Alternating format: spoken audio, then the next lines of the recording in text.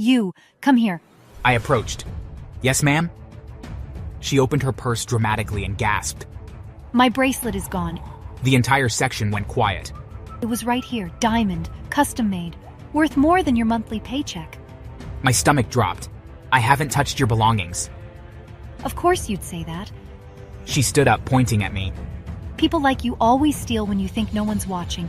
I felt heat crawl up my neck. That's not true. Search him. Gasps rippled through the room. I looked around. Cameras blinked softly from the corners of the ceiling, something my mom had installed years ago after a robbery attempt. Still, humiliation burned. You can check the cameras. She smiled thinly. Oh, I will. By then, my mom had arrived. What's going on? Patricia turned on her instantly. Your employee tried to steal from me. Mom's face went pale. Which employee? She pointed at me. That one.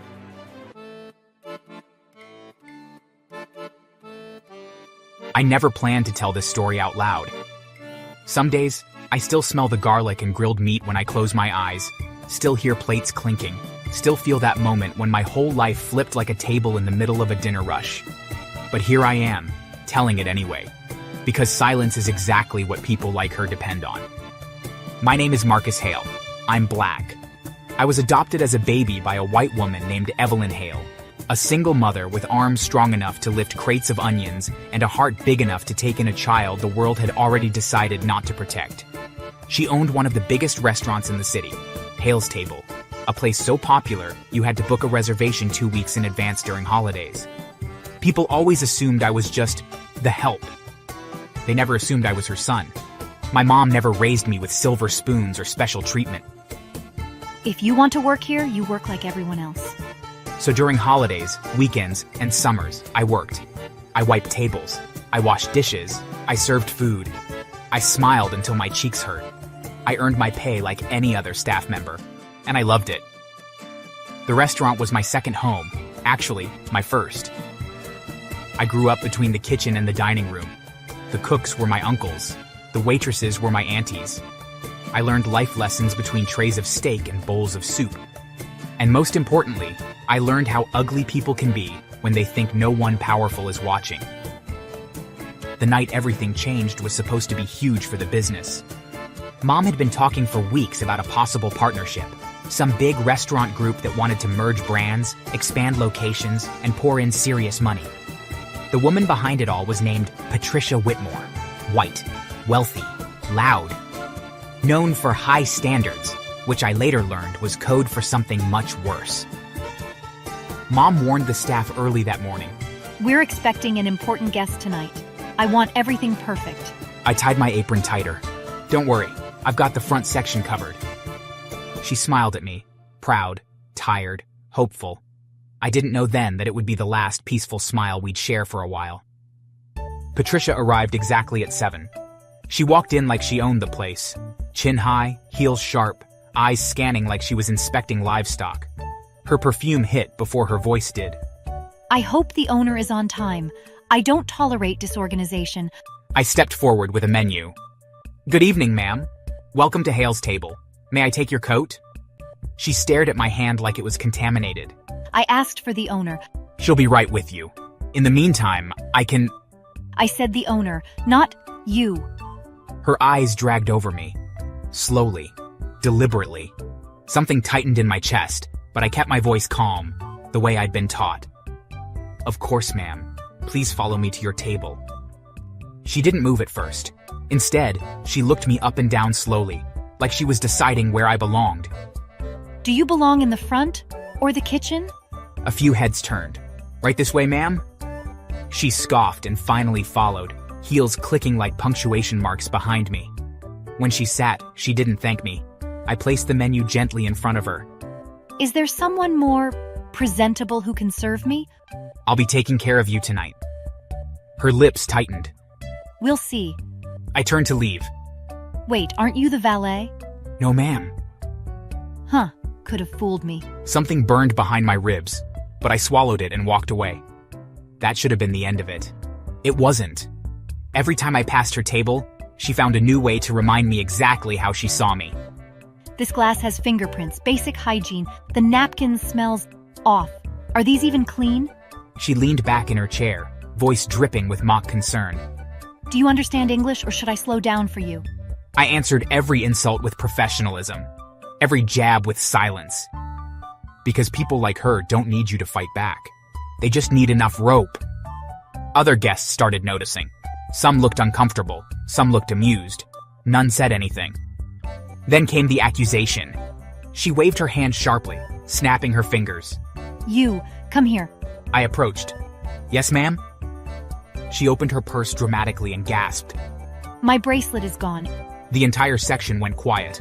It was right here, diamond, custom made, worth more than your monthly paycheck. My stomach dropped. I haven't touched your belongings. Of course you'd say that. She stood up, pointing at me. People like you always steal when you think no one's watching. I felt heat crawl up my neck. That's not true. Search him. Gasps rippled through the room. I looked around. Cameras blinked softly from the corners of the ceiling, something my mom had installed years ago after a robbery attempt. Still, humiliation burned. You can check the cameras. She smiled thinly. Oh, I will. By then, my mom had arrived. What's going on? Patricia turned on her instantly. Your employee tried to steal from me. Mom's face went pale. Which employee? She pointed at me. That one. Mom looked at me. For a split second, I wondered if she'd say it. If she'd reveal everything. But she didn't. She trusted the truth more than explanations. Marcus, did you take anything? No. He's lying. I want him fired. Immediately. If this is how you run your business, I'm reconsidering our partnership. Mom took a breath. We don't fire people based on accusations. We review evidence. Evidence? I am the evidence. That's when Mom smiled. Actually, the cameras are. Patricia's confidence flickered. The footage was pulled up in the office. Staff gathered. Security joined. Even a few curious diners hovered near the doorway. The video showed everything. Patricia sitting alone at the table, her hands empty the entire time. No bracelet, no jewelry. Nothing of value anywhere near her wrists or purse. The footage rolled on. Patricia scanning the room, her eyes darting toward the cameras. Patricia opening her purse, pretending to search for something that never existed. Patricia stiffening her face into fake panic. Then calling me over. Already rehearsed, already decided. Silence fell like a dropped plate. That footage is missing something. It's live. He must have taken it before the cameras caught him. Ma'am, there was nothing to take. Mom turned to her then, voice calm but sharp enough to cut glass. You didn't lose anything. You came here planning to accuse my son. Patricia opened her mouth, but no lie came out fast enough. You accused my employee of theft. You insulted him. You humiliated him in front of my guests. Your employee? Mom looked at me then, really looked at me, and finally said it. That's my son. The room exploded with whispers. Patricia's face drained of color. Your son? I adopted Marcus when he was a baby. He works here because he wants to, just like everyone else. Patricia stammered. This is outrageous. This is a setup. No, this is accountability. She called security. Escort her out. Patricia screamed threats as she was led away. You'll regret this. My company will crush you. She didn't know what was coming, because one of the diners that night was a journalist. The video leaked. The story spread like wildfire. Racist businesswoman frames black server, exposed by restaurant cameras. The story didn't stop at the footage. Within hours of it hitting social media, 2 black men posted their own videos. Former employees. Both had worked under Patricia at different times, in different cities. The first spoke calmly, eyes tired. I was a floor manager. Patricia walked in one morning, looked at me, and asked who hired me. By the end of the day, I was fired. No warning, no explanation. The second wasn't as composed. His voice shook with anger. She said I made the brand look cheap. Those were her words. I'd been there 5 years. Their videos spread fast. Comment sections filled with people saying, "Same thing happened to me." That's when Patricia tried to save herself. 2 days later, she posted an apology video. She sat in front of a neutral background, hands folded, voice carefully measured. I deeply regret how the situation was handled. I am committed to growth and learning. This does not reflect my true character. Comments tore it apart within minutes. Then why did you lie? Where was this growth when you fired them? We've seen the footage. Her board saw it too. Within days, Patricia's company dropped her. Investors pulled out. Old employees came forward with stories of discrimination. Lawsuits piled up. Her empire crumbled faster than overcooked bread. And that apology video? It stayed up, right alongside the evidence that proved it meant absolutely nothing. As for us, Hale's table went viral, for the right reasons. Customers lined up around the block in support. My mom turned down 3 partnership offers and expanded on her own terms. She put me in charge of staff training, not because I was her son, but because I'd lived through what prejudice looks like up close. The twist? That journalist? She was Patricia's estranged daughter. She told the world everything her mother had tried to hide for decades. Months passed. Patricia applied everywhere. Luxury brands, consulting firms, hospitality groups, nonprofits, think tanks. Anywhere her name once opened doors. Now it shut them. Interview after interview ended the same way. We've decided to move in another direction. No feedback, no explanations, just polite rejection emails that all sounded the same. By the 20th rejection, her confidence cracked. By the 40th, desperation set in.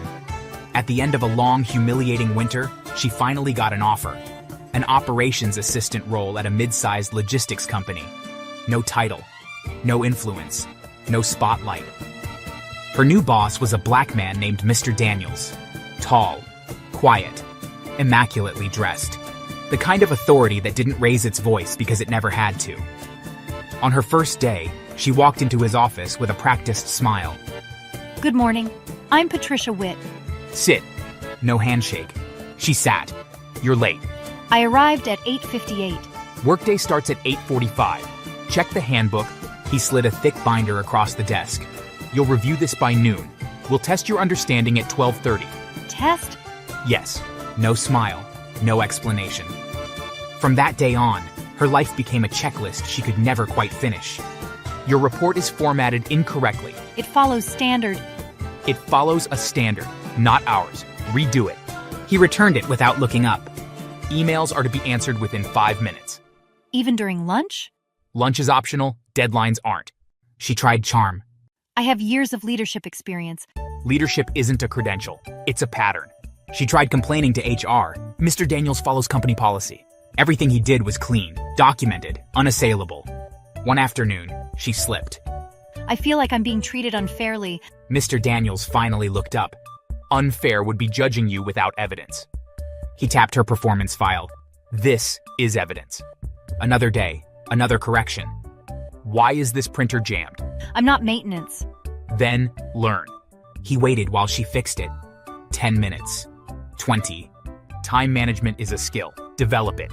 Weeks turned into months. She stopped arguing, stopped smiling, stopped believing the world owed her anything. One evening, as she packed up quietly, Mr. Daniels spoke without looking at her. One more thing. She froze. Yes? Tomorrow you'll assist with front desk coverage. That's not my role. It is now. A pause. Do you belong at the desk or the back office? The words landed. Hard. He finally met her eyes. You're dismissed. She walked out without a word, because for the first time in her life, power didn't listen to her excuses. Sometimes, when the restaurant gets busy, I still put on an apron and serve tables. People recognize me now. And sometimes they ask, doesn't it bother you? I smile and say, nah. Best tip I ever got was watching Karma serve a full-course meal. So yeah, if you enjoyed this story, don't forget to like, subscribe, and share. Because somewhere out there, another racist is about to order the special. And trust me, it comes with consequences.